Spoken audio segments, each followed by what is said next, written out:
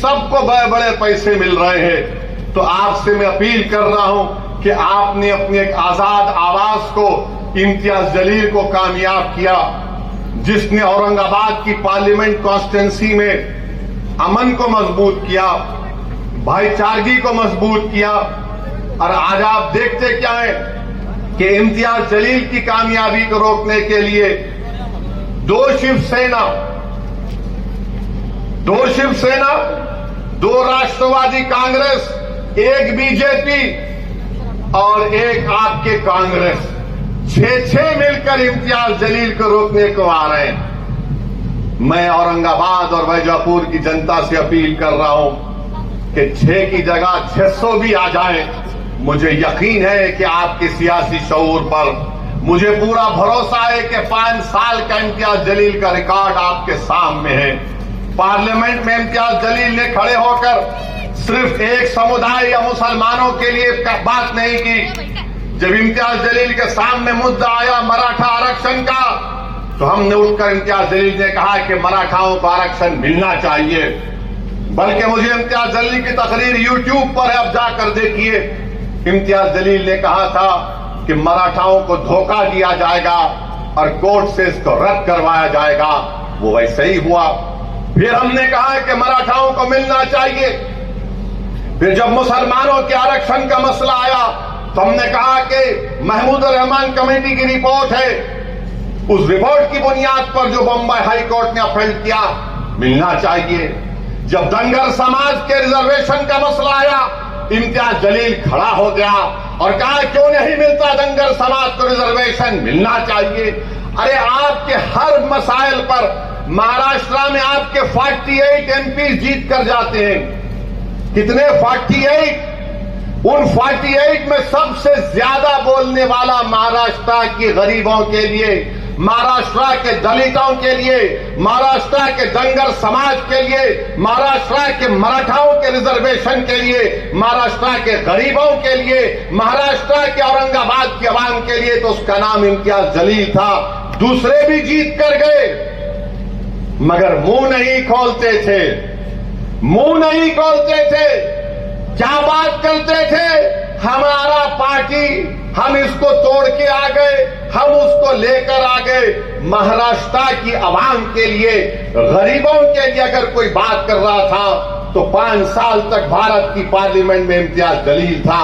मेरे अजीज दोस्तों और बुजुर्गों, जो लोग इम्तियाज जलील को गाली देते हैं, अरे बताओ, इसी वैजापुर में यहां पर एक गांव में एक मंदिर के लिए इम्तियाज जलील ने अपने एमपी लार्ज फंड से 15 लाख रुपए दिए। कौन सा गढ़ विलेज है ना, वाकला मनोर गांव में, वहां पर इम्तियाज जलील ने दिए। क्यों दिए? यकीनन इम्तियाज जलील एक मुसलमान है, मगर क्या मुसलमान होने के नाते मैं किसी से नफरत कर सकता हूं? नहीं कर सकता हूं। मैं अगर मैं सच्चा मुसलमान हूं तो मैं किसी से नफरत नहीं कर सकता। मुझे सबसे मोहब्बत करने का हुक्म दिया गया। यह काम इम्तियाज जलील ने किया। हां, मगर जो हमसे नफरत के मजाहरे करते हैं, हम उनको जवाब देना भी जानते हैं। एक 20 साल तक शिवसेना के एक एमपी थे, 20 साल तक थे। क्या बोलते थे इम्तियाज साहब? खान पान बोलते थे ना। हटो भाई जरा, हाँ, खान या बान बोलते थे ना। अब उनका निशान क्या है? अब उनका निशान क्या है? कहाँ गया खान बान? कहाँ गया? बहुत बोलते थे। तो कुदरत का निजाम है, जो ज्यादा बकबक करता उस पे ही गले में सांप पड़ जाता। अब वो उन्होंने बोल रहे मेरा आखिरी इलेक्शन है 2024 का। अरे तुम्हारा आखिरी इलेक्शन 19 में हो गया, अब और आखिरी नहीं है। हर बार गाली देते थे, हर बार लड़ाने का काम करते थे। मगर एक बात तो है, इम्तियाज जलील को एक और कामयाबी मिली। जो कल तक खान बान फू बोलते थे, जो कल तक बोलते थे कि आपसे वोटिंग का राइट छीन लिया जाए, अब क्या बोल रहे, हे औरंगाबाद की आवाम, हिंदू मुसलमान सिख ईसाई सबको मेरा सलाम। कभी 20 साल में बोले ऐसा? क्यों बोले? आप इम्तियाज जलील को कामयाब करें तो बोलना पड़ रहा। ये तब्दीली इम्तियाज जलील ने औरंगाबाद की जनता में और औरंगाबाद की आवाम को पैगाम देकर किया। तो इन लोगों का अब इम्तियाज जलील से अब भाग रहे हैं। इम्तियाज जलील बहुत आगे, अरे इसकी इम्तियाज जलील के कदमों पर चल रहे हैं, इम्तियाज जलील के नक्शे कदम पर चल रहे हैं। मगर मुझे यकीन है कि इंशाअल्लाह ताला 13 मई के दिन आप तमाम एक होकर औरंगाबाद की आवाम इम्तियाज जलील को जो कामयाब करेगी वो आपकी कामयाबी होगी। दोबारा वो अमन की कामयाबी होगी, वो मजलूमों की कामयाबी होगी, वो गरीबों की कामयाबी होगी, किसानों के हक की कामयाबी होगी, दलितों को मजबूत बनाने की कामयाबी होगी, मराठाओं को उनको आरक्षण दिलाने की कामयाबी होगी, दंगलों को उनका शेड्यूल ट्राइब स्टेटस दिलाने की कामयाबी होगी। मैं आपसे वादा कर रहा हूं कि ये काम MIM पार्टी कर रही है। आपसे अपील करने आया हूं कि मुत्तहिदा तौर पर अपने वोट का इस्तेमाल करिए और याद रखिए मेरी इस बात को कि UAPA का कानून आया तो यही शिवसेना ने मोदी का साथ दिया था। CAA का कानून आया, यही शिवसेना ने मोदी का साथ दिया था।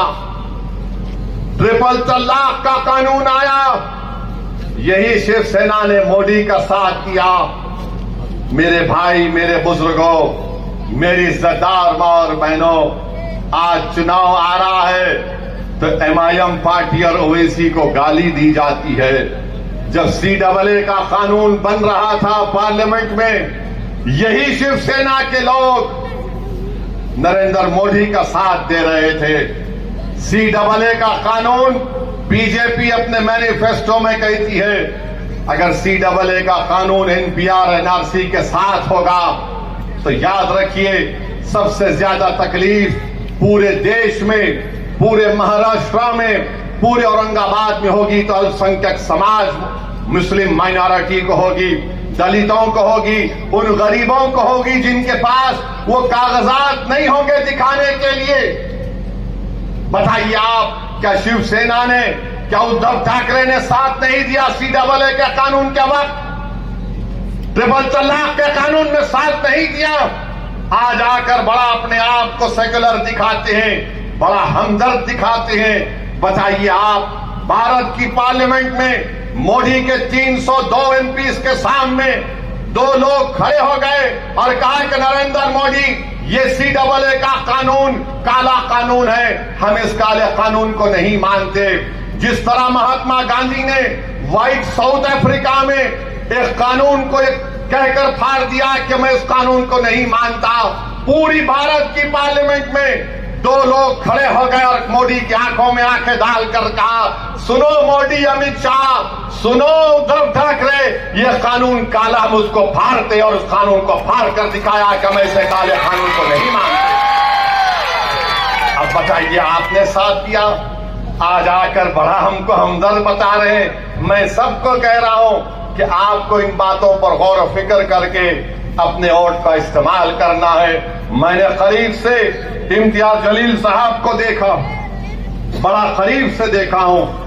मैं आपको जिम्मेदारी के साथ कह रहा हूं कि इस शख्स के दिल में एक हमदर्दी है गरीबों के लिए, कमजोरों के लिए, मजलूमों के लिए।